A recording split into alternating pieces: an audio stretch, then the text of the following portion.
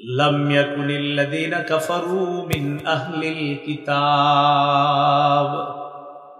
والمشركين منفكين حتى تأتيهم البينة আহলে কিতাবের মধ্যে যারা কাফের এবং যারা মুশরিক লাম ইয়াকুন তারা অটল থাকবে, মুনফাক্কিনা তারা অটল থাকবে। কিসের মধ্যে? তাদের অন্ধবিশ্বাসের মধ্যে তারা অটল থাকবে। এটা একটা অনুবাদ। আরেকটা অনুবাদ হতে পারে আহলে কিতাবদের মধ্যে যারা কাফের এবং যারা মূর্তি পূজারী মুশরিক তারা তাদের অন্ধবিশ্বাস থেকে ফিরে আসার মতো না, তারা তাদের অন্ধবিশ্বাস থেকে ফিরে আসার না। আর প্রথম অনুবাদ করলাম তারা তাদের অন্ধবিশ্বাসে অটল থাকবে কতক্ষণ? হাত্তা তা'তিয়াহুমুল বাইয়িনা, যতক্ষণ তাদের কাছে প্রমাণ না আসবে। কি না আসবে? ওই যে তারা বলছে প্রমাণ না আসলে আমরা মানব না। প্রমাণটা কি? আল্লাহ বলেন রাসূলুম মিনাল্লাহ ইয়াতলু সুহুফাম মুতাহহারা। এই প্রমাণ হলো আল্লাহর পক্ষ থেকে রাসূল মুহাম্মদ সাল্লাল্লাহু আলাইহি ওয়াসাল্লাম। এই প্রমাণ আমাদের নবী দুনিয়াতে আসছে, আসার পর ইয়াতলু তেলাওয়াত করেন সুহুফাম মুতাহহারা, পবিত্র সহিফা। সহিফার বহুবচন সুহুফ, মানে হলো লিখিত খাতা অথবা যেই খাতা লেখার জন্য প্রস্তুত করা হয় এটাকে বলা হয় সহিফা। এটার বহুবচন সুহুফ। ইয়াতলু যিনি তেলাওয়াত করবে, সুহুফাম মুতাহহারা পবিত্র সহিফা। তাহলে তাদের কাছে প্রমাণ আসার আগ পর্যন্ত তারা তাদের অন্ধবিশ্বাসের উপর অটল থাকবে। প্রমাণটাকে আল্লাহর পক্ষ থেকে রাসূল, আল্লাহর পক্ষ থেকে এই রাসূলকে মুহাম্মদ সাল্লাল্লাহু আলাইহি ওয়াসাল্লাম প্রমাণ এসে গেছে। তাহলে বলেন তো আহলে কিতাব বা মুশরিকদের কাছে যে প্রমাণটা আসছে তিনি কে? মুহাম্মদ সাল্লাল্লাহু আলাইহি ওয়াসাল্লাম। বলেন প্রমাণটা কে? মুহাম্মদ সাল্লাল্লাহু আলাইহি ওয়াসাল্লাম। তো তিনি আসলেন, তিনি কিতাব পড়ে তাদেরকে শোনাই দিয়েছেন। কিতাবের মধ্যে কি আছে? ফিহা কুতুবুন কাইয়্যিমা। কিতাবের মধ্যে কুতুব লেখা আছে, কাইয়্যিমা সঠিক লেখা। বলেন কিতাবে কি আছে? লেখা। কি লেখা? কাইয়্যিমা সঠিক লেখা। সহিফার মধ্যে লেখা আছে, কি লেখা? সঠিক লেখা। সঠিক লেখা নবী পড়ে শোনায়া দিলেন। আহলে কিতাবদের কাফেরদেরকেও শোনায়া দিলেন, মুশরিকদেরকে শোনায়া দিলেন। তারা বলছিল প্রমাণ আসলে আমরা মেনে নিব। প্রমাণ আসার পর তেরামি তাদের অটল রইল, কিছু মানলো আর বেশিরভাগ পৃথক হয়ে গেল, তারা আলাদা হয়ে গেল। তেরামি করে কয় বলছি তো কি হয়েছে, মানব না। যেটা আল্লাহ পরের আয়াতে বলে ওয়ামা তাফাররাকাল্লাযীনা উতুল কিতাবা ইল্লা মিন বাদি মা জাআতহুমুল বাইয়িনা। যাদেরকে কিতাব দেওয়া হয়েছে তারা পৃথক হয় নাই, তবে পৃথক হলো কখন? এতদিন তারা পৃথক হয় নাই, তবে পৃথক হলো যখন তাদের কাছে প্রমাণ এসে গেল। মুহাম্মদ সাল্লাল্লাহু আলাইহি সাল্লাম এসে গেলেন, আয়েশা তাদেরকে পড়ে পড়ে শোনায়া দিলেন এটা সঠিক, ওগুলা ভুল, এগুলা মিথ্যা, এগুলা সত্য। আল্লাহ বলেন এতদিন তারা পৃথক হয় নাই, যেই প্রমাণ আসলো, আসার পর তারা পৃথক হয়ে গেল। কিছু ঈমান আনলো আর কিছু তাদের অন্ধবিশ্বাসের উপর অটল ছিল। এবার বুঝে থাকলে বলেন তো প্রমাণ আসার আগেও কিছু মানুষ অন্ধবিশ্বাসে ছিল কিনা? প্রমাণ আসার পরেও কিছু মানুষ অন্ধবিশ্বাসে আছে কিনা? তা আল্লাহ বলেন আমি মূলত প্রমাণ কেন দিছি? যেন আমার বিরুদ্ধে অজুহাত পেশ করতে না পারে যে আল্লাহ আপনি তো প্রমাণ পাঠান নাই, আমরা তো বলছিলাম প্রমাণ আসলে মানবো। আল্লাহ কয় প্রমাণ তো দিলাম, এখন মানো? মানে না। আল্লাহ বলে এরা যে মানবে না একদল সেটাও আমি জানি, মানব না মানব আমি আল্লাহর বিরুদ্ধে যেন অজুহাত দাঁড় করাইতে না পারে, তাই আমি আমার প্রমাণ তাদের কাছে পাঠিয়ে দিছি। কিন্তু এরা অজুহাত যেন আল্লাহর বিরুদ্ধে না দাঁড় করায়। এবার আল্লাহ বলেন ওয়ামা উমিরু ইল্লা লিয়াবুদুল্লাহা মুখলিসিনা লাহুদ্দিন। তাদেরকে আদেশ করা হয়েছে তারা যেন আল্লাহর জন্য একনিষ্ঠভাবে ইবাদত করে, তারা যেন খাঁটিভাবে আল্লাহর জন্য ইবাদত করে, একনিষ্ঠভাবে ইবাদত করে।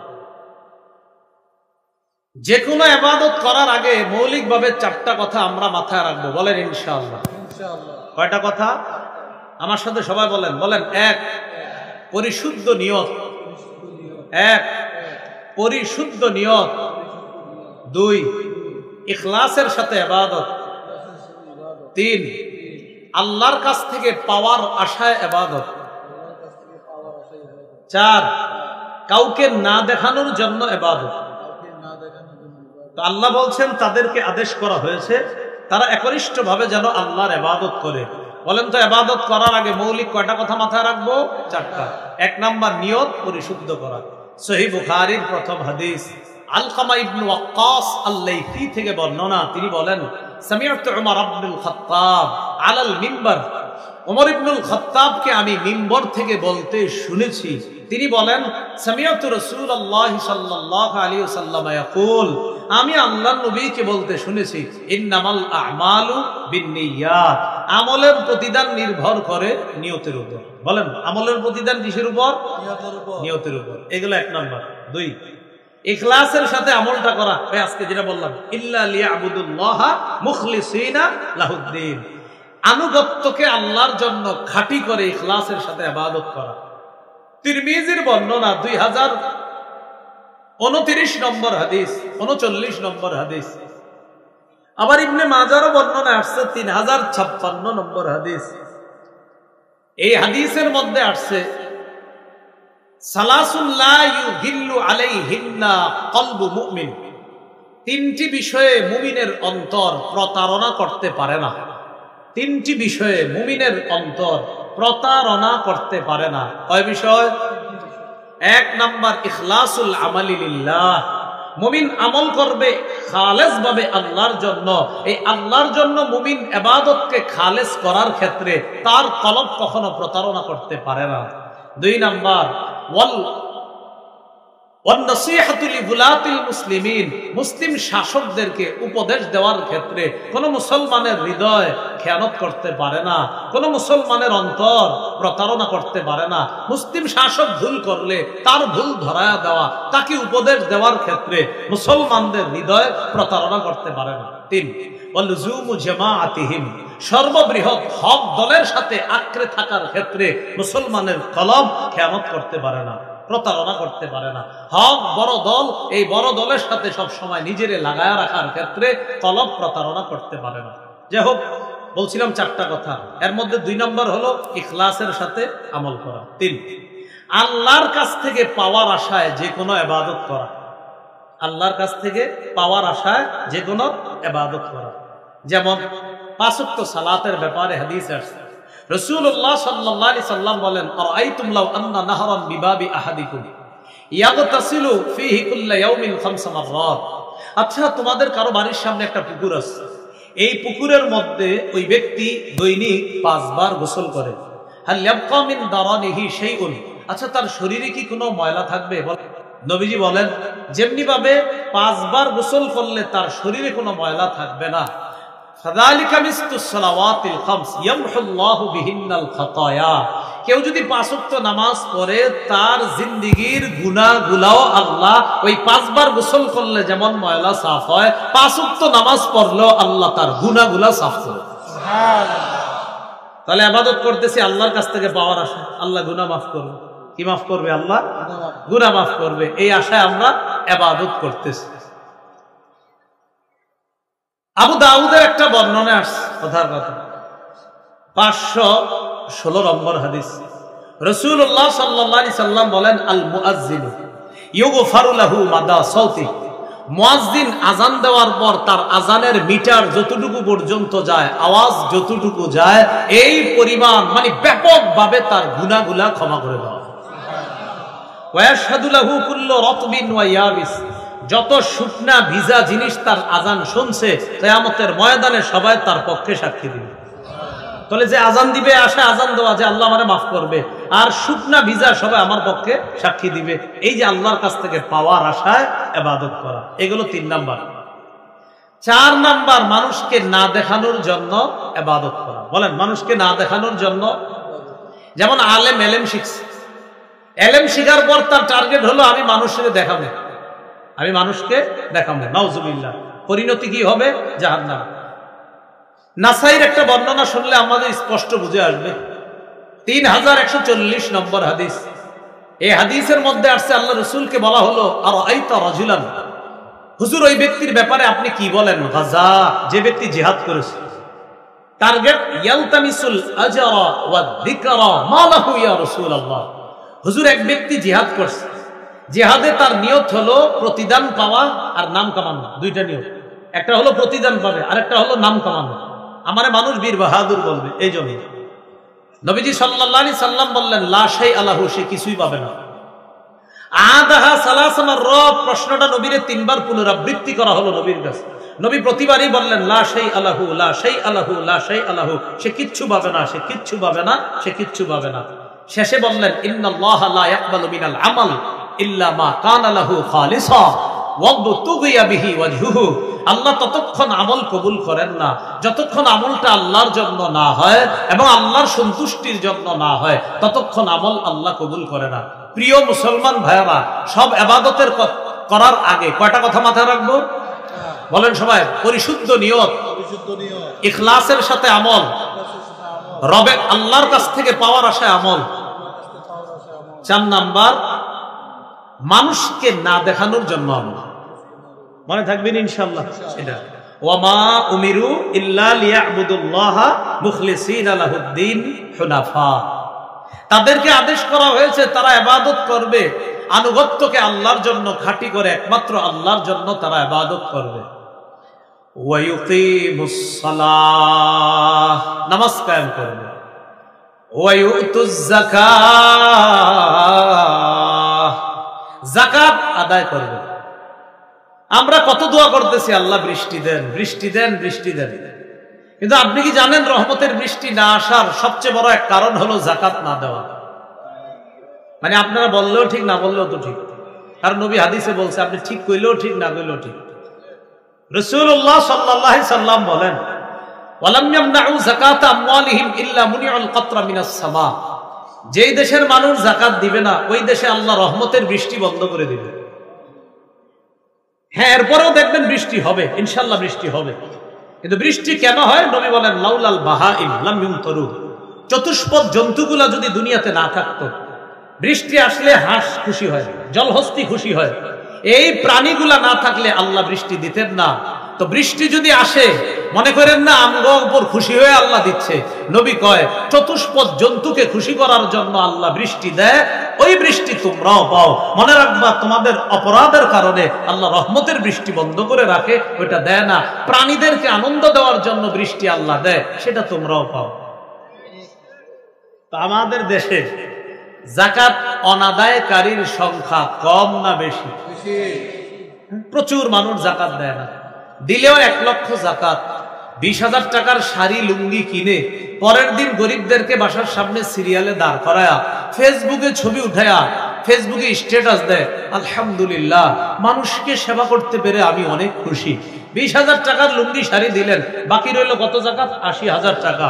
কিয়ামতের ময়দানে 20 ধর সাপ হয়ে আপনার মুখের সামনে এসে বলবে, আনা কানজুকা আনা মালুকা। সহিহ বুখারীর বর্ণনা, আমি তোমার সঞ্চিত সম্পদ, আমি তোমার সঞ্চিত সম্পদ, আমি তোমাকে খাবো, আমি সেই সম্পদ যেটা তুমি যাকাত দাও নাই। সহিহ মুসলিমের বর্ণনা, কিয়ামতের ময়দানে এক ব্যক্তির সম্পদ পাক বানানো হবে, লন্ডির মতো, স্ত্রীর মতো বানিয়ে এটা দিয়ে তার কপাল, পার্শ্ব, পিঠে সেক দেওয়া হবে। কতদিন? নবী কয় 1 দিন। কয়দিন? 1 দিন। তো 1 দিন তো বেশি না। সাথে সাথে বলে, কানা মিকদারুহু 50 আলফা সানা, 1 দিনের পরিমাণ হবে মাত্র 50,000 বছরের সমান। কয় হাজার? এটা কে কয়? যে যাকাত আদায় না করে। বলেন এটা কে? যে জি, যে যাকাত আদায় না করে জাহান্নামে যাওয়ার আগেই 50,000 বছর। সহিহ মুসলিমের বর্ণনা। এই জন্য মুসলমান শাসক যারা, মুসলমান রাষ্ট্রে তাদের প্রধান কাজ 4টা। বলেন প্রধান কাজ কয়টা? সূরা হজের 41 নম্বর আয়াতে আল্লাহ বলেছেন, আল্লাযীনা ইম্মাক্কান্নাহুম ফিল আরদ, আমি যাদেরকে মুসলিম দেশের শাসন ক্ষমতায় বসাই, আমি যাদেরকে শাসক বানাই, তাদের প্রধান কাজ হবে 4টা। কয়টা হবে বলেন তো?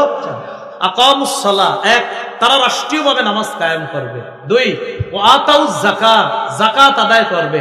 রাষ্ট্রীয়ভাবে যারা যাকাত আদায় করে না তাদের থেকে যাকাত আদায়ের ব্যবস্থা করতে হবে। তিন ও আমারু বিল মারুফ, নেক কাজের আদেশ করবে। চার ওয়ানাহাউ আনিল মুনকার, অসৎ কাজ থেকে নিষেধ করবে। এটা ইসলামী রাষ্ট্রের মৌলিক কাজ। ইসলামী রাষ্ট্র ব্যবস্থা যে প্রধান হবে তার এই চারটা কাজ: নামাজ কায়েম করা, যাকাত আদায় করা, সৎ কাজের আদেশ করা, অসৎ কাজ থেকে নিষেধ করা। আল্লাহ আমাদের সকলকে ইখলাসের সাথে ইবাদত করা, নামাজ পড়া, যাকাত আদায় করা, অনাদায়কারী যাকাত এখনো যাদের রয়ে গেছে বকেয়া যাকাত, এগুলা সহ ভবিষ্যতে যেন আমরা পুঙ্খানুপুঙ্খানু আমাদের উপর অর্পিত ফরজ দায়িত্ব যাকাত আমরা আদায় করতে পারি। আল্লাহ তৌফিক দান করেন। এটা করলে আল্লাহ বলেন ওয়াযালিকা দীনুল কাইয়্যিমা, এটাই সঠিক ধর্ম। বলেন তো সবাই এটা কি? এই জায়গায় একটু উজ্জ্ব আছে, মূলত হবে ওয়াযালিকা দীনুল মিল্লাতিল কাইয়্যিমা, এটা হলো সঠিক মিল্লাতের, সঠিক উম্মতের ধর্ম। এটাই হলো সঠিক উম্মতের ধর্ম। কাইয়্যিমা এটা সিফাত, এটার মাউসুফ হলো আল মিল্লাহ। দীনু এটা মুযাফ, আল মিল্লাহ মাউসুফ, আল কাইয়্যিমা সিফাত। মাউসুফ সিফাত মিলে দীনুর মুযাফ ইলাই।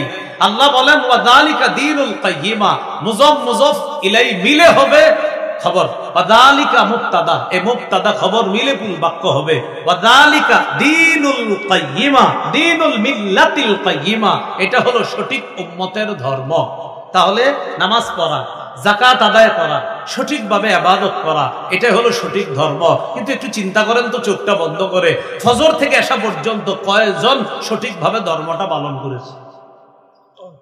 আল্লাহ আমাদেরকে বোঝার তৌফিক দান করেন। এই হলো সূরা বাইয়িনার 5 নম্বর আয়াত পর্যন্ত আল্লাহ বললেন কিছু মানুষ আছে প্রমাণ আসার আগে কয় মানবো, আসার পরেও মানে না। কিছু মানুষ প্রমাণ আসার আগে কয় মানবো, আসলেও মানে না। আল্লাহ বলে অজুহাত যেন দাঁড় করাইতে না পারে তাই প্রমাণ পাঠায়া দিছে। এরপর আল্লাহ বললেন ইবাদত বন্দেগী করতে বলা হয়েছে, কেউ করে তো কেউ করে না। এই হলো 5 নম্বর আয়াত পর্যন্ত আলোচনা। এবার শুনেন 6, 7, 8 এই 3 আয়াতে আল্লাহ 2 শ্রেণীর মানুষের কথা বলছেন। এক ব্যর্থ কারা, 2 সফল কারা। আল্লাহ 6 নম্বর আয়াতে বলেন ইন্নাল্লাযীনা কাফারু মিন আহলিল কিতাব ওয়াল মুশরিকিনা ফি নারি জাহান্নামা খালিদিনা ফিহা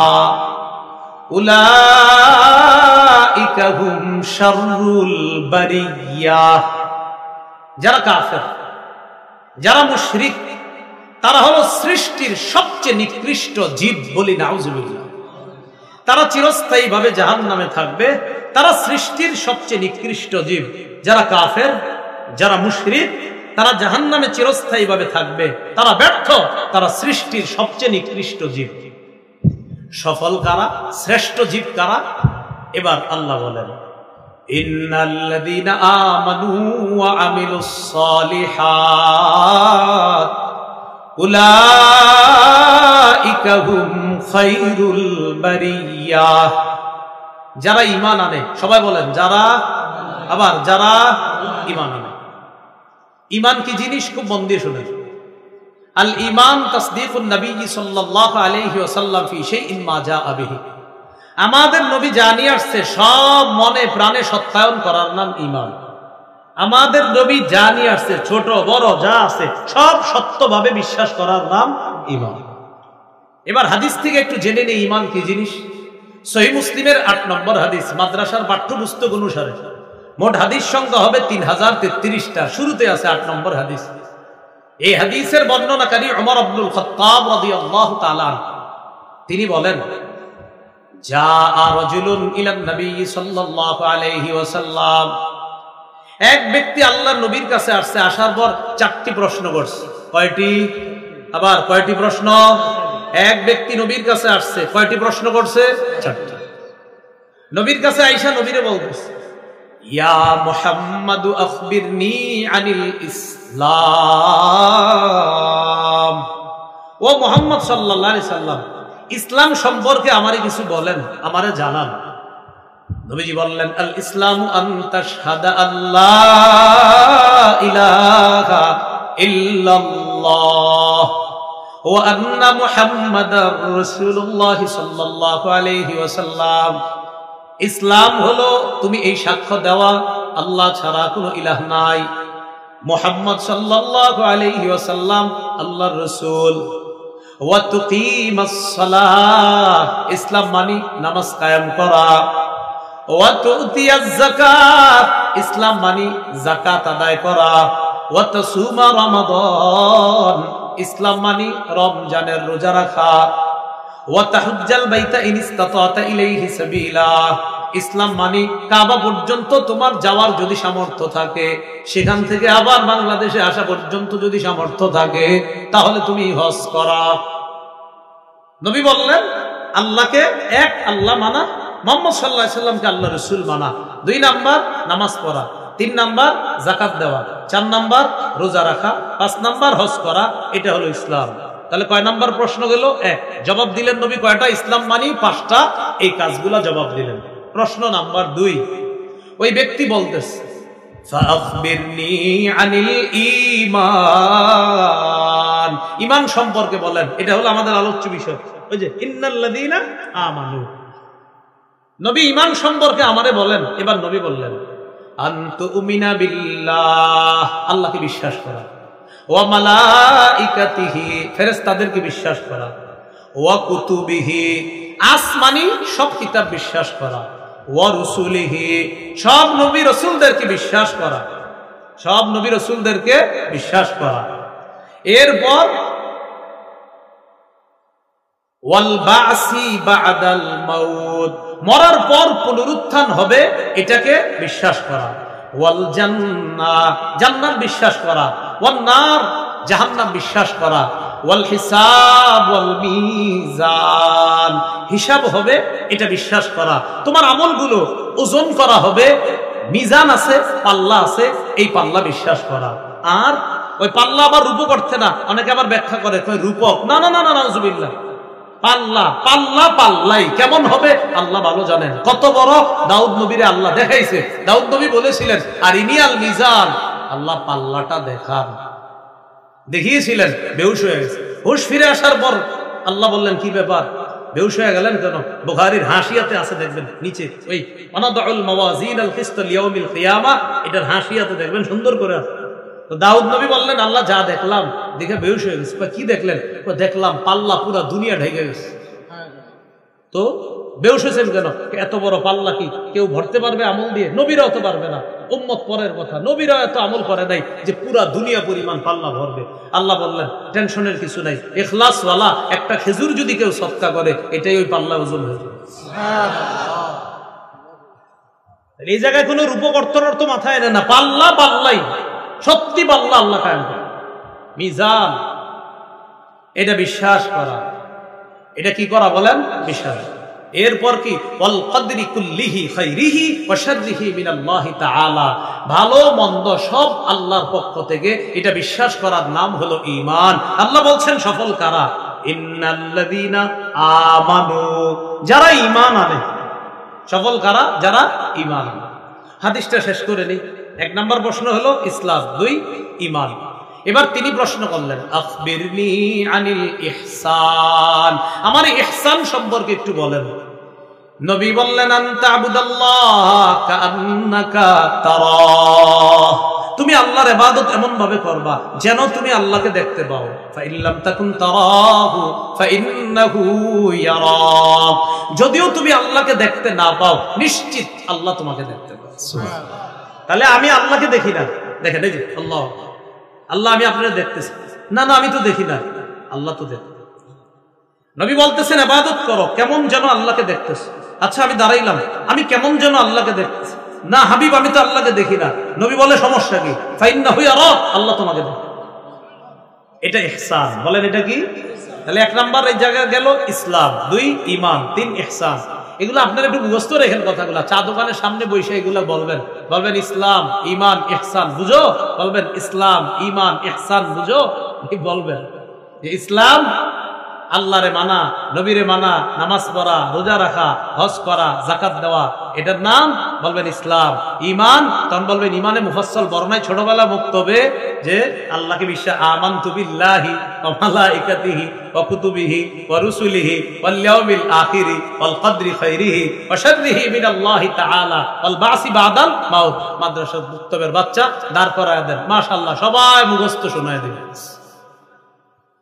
তাহলে ইসলাম, ঈমান আর ইহসান। চা স্টলের সামনে কাকারে বলবেন, কাকা ইহসান কি বলেন তো?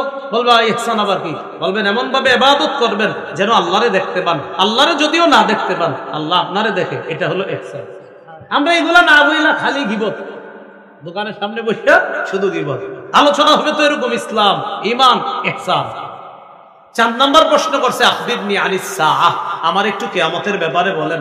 নবী বললেন মাল মাসউলু আনহা বিআলামা মিনাস সাইল, কিয়ামতের বিষয়ে জিজ্ঞাসিত ব্যক্তি মানে আমি নবী মুহাম্মদ, এই জিজ্ঞাসিত ব্যক্তি জিজ্ঞাসাকারীর চাইতে বেশি জানে না। অর্থাৎ তুমি যেমন জানো না আমিও জানি না, কিয়ামতের বিষয়টা জানে একমাত্র একজন। আওয়াজ দিয়ে দিল থেকে বলেন কে? আল্লাহ। তো এই লম্বা আলোচনার পর তিনি চলে গেছেন। নবীজি বলে সাহাবীদেরকে, জানো কে আসছে আমার সামনে? হুজুর কে? আমরা দেখলাম একটা সুন্দর মানুষ সাদা পোশাক পরে কম বয়সী যুবকের মতো আপনার সামনে আসছে, এটাই তো দেখলাম। আপনার সামনে আইসা ছাত্রদের মতো বসছে। নবীজি বলে হ্যাঁ, আমার সামনে আইসা অনেক কিছু শিখাইছে। যুবক বয়সে আসার কারণ হলো তোমরা যেন যুবক বয়সে এলেম শিখো। হাদিসের ব্যাখ্যা, যুবক বয়সে এলেম শিখতে হবে। 2, আমার সামনে এইভাবে বসার কারণ হলো ছাত্র উস্তাদের সামনে আদবের সাথে বসতে হবে, এটা হাদিসের দ্বিতীয় ব্যাখ্যা। 3, কে আসছে জানো? এটা হলো জিবরিল, ছাত্র সাইজা প্রশ্ন কইরা আমার থেকে উত্তরগুলা এইভাবে যাই না, তোমাদেরকে শিখাইয়া দিছে, তোমাদেরকে এই প্রশ্ন উত্তর করে এই বিদ্যাগুলা জানানোর জন্য জিবরিল কম বয়সী ছাত্রের ভেষ ধরে আমার সামনে আসছে। যাই হোক, আমাদের মূল বিষয় ঈমান। বলেন সবাই কি? ইন্নাল্লাযীনা আমানু, এরপর ওয়া আমিলুস সালিহাত, নেক কাজ করে। যে ব্যক্তি ঈমান আনে এবং নেক কাজ করে। আমরা আজকে থেকে নেক কাজগুলা করে, বলেন সবাই, নেক কাজ নষ্ট করে দিব না। আমাদের নেক কাজগুলো ওই মহিলার মতো নষ্ট করে দিব না যেই মহিলা শক্তভাবে সুতা পাকানোর পর সুতা আবার টুকরা টুকরা করে ফেলে। ওই মহিলার মতো আমরা আমাদের ইবাদতগুলা নষ্ট করব না। একজন মহিলা কষ্ট করে সুতা পাকাইছে, পাকানোর পর সুতা আবার টুকরা টুকরা করছে, তো কষ্ট করে পাকাইলেন কেন? আর আপনারা ভাইবেন এটা কোনো গল্প, এটা কোরআনে বলছে আল্লাহ, সূরা নাহলের 92 নম্বর আয়াত, ওয়ালা তাকুনু কাল্লাতী নাকাদাত গাজলাহা মিন বাদি কুওয়াতিন আনকাসা, তোমরা ওই নারীর মতো হয়ো না যেই নারী শক্তভাবে সুতা পাকানোর পর ওই সুতা আবার টুকরা টুকরা করে ফেলে, ওই নারীর মতো তোমরা হয়ো না। মানে ইবাদত কষ্ট করে করার পর ইবাদত গুলা নষ্ট করে দিও না। সূরা মুহাম্মদের 33 নম্বর আয়াত, 26 পারা 9 নম্বর পৃষ্ঠা, হাফিজি কোরআন মাজিদ অনুযায়ী আল্লাহ বলেন, ইয়া আইয়ুহাল্লাযীনা আমানু, হে ঈমানদারগণ, আতিউল্লাহ, আল্লাহর আনুগত্য করো, ওয়া আতিউর রাসূল, রাসূলের আনুগত্য করো, ওয়ালা তুবতিলু আমালাকুম, আমল সমূহ নষ্ট করে দিও না, আমলগুলো নষ্ট করে দিও না। তাহলে সফল কারা? ইন্নাল্লাযীনা আমানু, যারা ঈমান আনে, ওয়া আমিলুস সালিহাত, যারা নেক কাজ করে। তারা কারা? আল্লাহ বলেন, উলাইকা হুম খায়রুল বারিয়াহ, তারা হলো সৃষ্টির সবচেয়ে শ্রেষ্ঠ জীব। আমি তাদেরকে কি দিব? জাযাউহুম ইনদা রাব্বিহিম জান্নাতু আদনিন তাজরি মিন তাহতিহাল আনহার, তাদের পুরস্কার তাদের রবের কাছে চিরস্থায়ী বসবাসের ঠিকানা জান্নাত, যার তলদেশ দিয়ে নহর সমূহ প্রবাহিত হয়। খালিদিনা ফিহা আবাদা, সেথায় যারা চিরস্থায়ী ভাবে থাকবে। আচ্ছা, জান্নাতে গেলে কি থাকবে বলেন তো? চিরস্থায়ী। সূরা কাহাফ আপনার 108 নম্বর আয়াত, ইন্নাল্লাযীনা আমানু ওয়া আমিলুস সালিহাত কানাত লাহুম জান্নাতুল ফিরদাউসি নুজুলা। হাফিজি কোরআন মাজিদ 16-12 3 নম্বর পৃষ্ঠা, একদম দেখবেন শেষের দিকে। যে ঈমান আনে, নেক কাজ করে, তার জন্য রয়েছে মেহমানখানা স্বরূপ জান্নাতুল ফিরদাউস। একটু বুঝি আমরা সবাই মিলেমিশে, চলেন কোরআন বুঝি। মেহমানখানা কি চিরস্থায়ী হয়?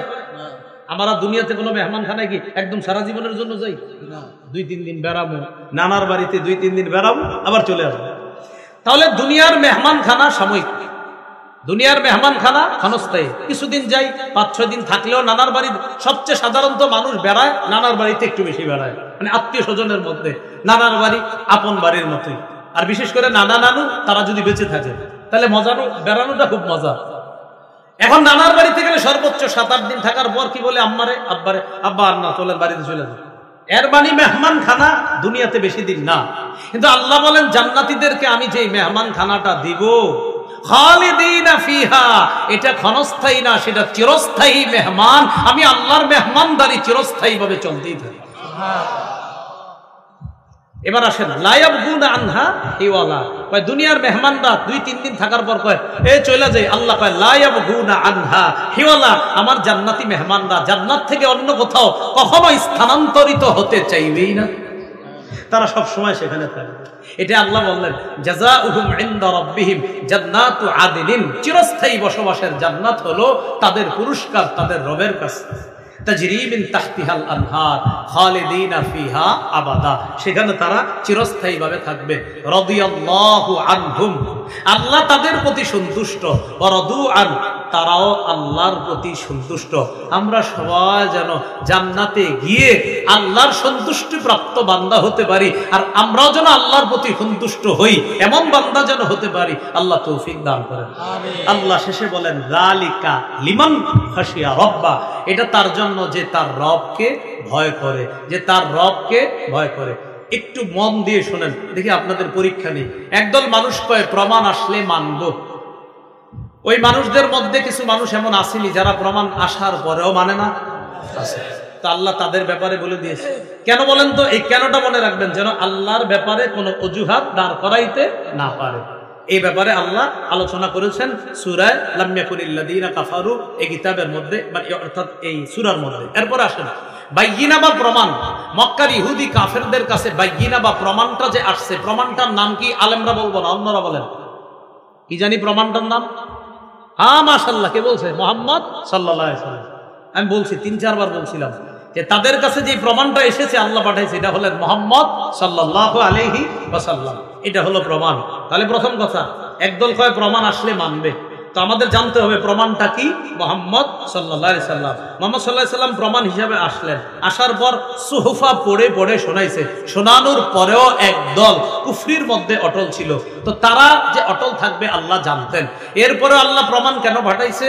আল্লাহ এই জন্য পাঠাইছে যেন আল্লাহর ব্যাপারে কোনো অজুহাত দাঁড় করাইতে না পারে, যেটা আমরা অন্য সূরা থেকে জেনেছিলাম।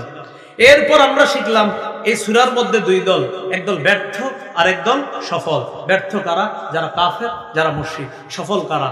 যারা ঈমানদার এবং যারা নেক কাজ করে। আর নেক কাজ করার ক্ষেত্রে, একনিষ্ঠভাবে ইবাদত করার ক্ষেত্রে, ওলামা হযরত ছাড়া অন্যরা বললেন ইবাদতের ক্ষেত্রে মৌলিকভাবে ইবাদত করার আগে কয়টা কথা যেন মাথায় রাখবো? 4টা। হ্যাঁ মাশাআল্লাহ, 4টা। 1 নাম্বার পরিশুদ্ধ নিয়ত, 2 নাম্বার ইখলাসের সাথে আমল, 3 নাম্বার আল্লাহর কাছ থেকে পাওয়ার আশায় আমল, 4 নাম্বার মানুষকে না দেখানোর জন্য আমল। আল্লাহ আমাদের সকলকে, আমরা যে কথাগুলো শুনলাম বললাম সূরা বাইয়িনাত, এই কথাগুলো আমরা অন্যদের কাছেও যেন পৌঁছে দিতে পারি। আল্লাহ তৌফিক দান করেন। এশার নামাজের পর মূল আলোচনা শুরু হবে ইনশাআল্লাহ। আমাদের সিদ্দিকী সাহেব আসবেন ইনশাআল্লাহ। আপনারা গরমগুলো একটু দূর করে সুন্দরভাবে এসে বসবেন ইনশাআল্লাহ। আলোচনা শুরু হবে মূল পর্ব এশার পরে। ও একটা ঘোষণা, মিম্বরের আমানত আমার সংকলন করা, এটা যারা সংগ্রহ অনলাইন থেকে করতে পারেন নাই তারা গাড়ি থেকে সংগ্রহ করতে পারেন। প্রথম খণ্ডটা যারা নিবেন, জামাই বউ দুজন পুরো মুখস্থ করে ফেলবেন। প্রথম খণ্ডটা সন্তানের 64টা অধিকার, আপনাদের কাছে আমার আবদার, এই অধিকারগুলো সবাই মুখস্থ করে ফেলবেন। প্রথম খণ্ডে সন্তানের 64টা অধিকার, দ্বিতীয় খণ্ডে কুফুর, শিরিক, বেদাত, তাওহীদ, আজকের আলোচনা পাবেন দ্বিতীয় খণ্ডে। তৃতীয় খণ্ডে হালাল হারাম, সুদ সম্পর্কে আলোচনা। চতুর্থ খণ্ডে স্বামী স্ত্রীর নির্বাচিত 43টা অধিকার। ইনশাল্লাহ আগামী মাসে আশাবাদী 5ম 6ষ্ঠ খণ্ড আমি বাজারে আনার নিয়ত আছে ইনশাল্লাহ।